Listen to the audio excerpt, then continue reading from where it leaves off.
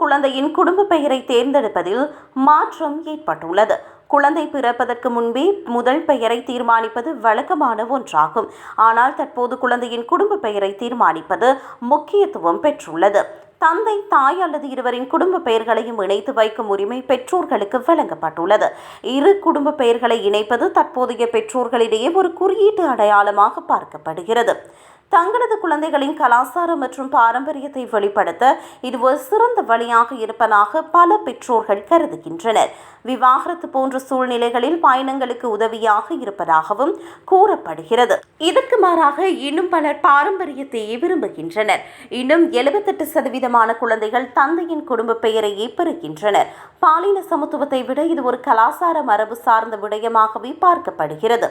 சில பெற்றோர்கள் பெயர்களின் ஒலி மற்றும் அழகியலை அடிப்படையாக கொண்டே குடும்ப பெயரை தேர்வு செய்கின்றனர்.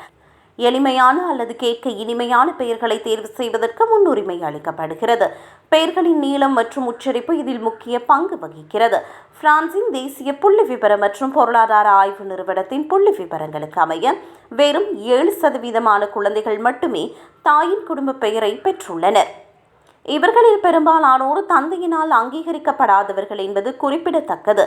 குடும்ப பெயர் விவகாரம் இன்று பிரான்சில் ஒரு விவாத பொருளாகவே உள்ளது.